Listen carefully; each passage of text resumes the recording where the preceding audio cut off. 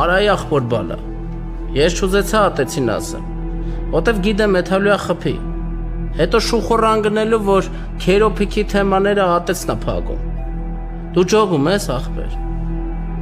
Օպարս ես շատ ուրախ եմ, որ քիչ Ղուրբանի տղեն եմ, բայց իմ հարցերով ես եմ զբաղվում, ցավը տանեմ։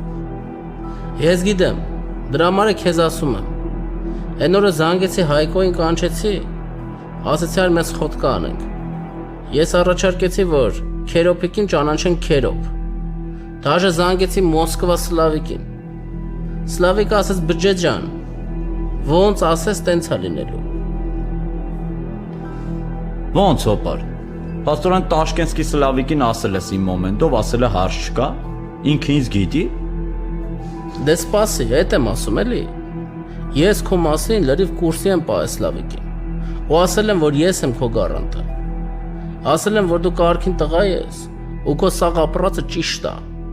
Պրոստը մենք օբշի լինիայի մեջ էինք խոսում։ Հայկոն էլ էր մեր հետ։ Սա խոսակցությունը լսում էր։ Երբ որ ինքը լսավ, որ քեզ առաջարկում եմ գող, ինքը ասեց հոպ, ախպեր։ Այդ լակոտով է, որ գողը լինի։ Հետո Սլավիկը ինձ առանձին զանգեց։ Ասեց քերոփիկին էս ամեն ինչի մասին կուրսի պահի։ Թո ինքը որոշի, ինչ է ինքը ուզում անի։ Ոնց օպար։ Ասա ուր է էտի հենց հիմա այդամ դրա գլխից թողեմ այդ տուֆտին։ Սպասի քերոփիկ։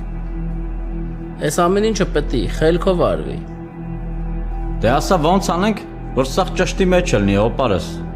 Հեսա կասեմ ինչ ենք անում։ Միած սպասի զանգեմ Երևան խոսամ։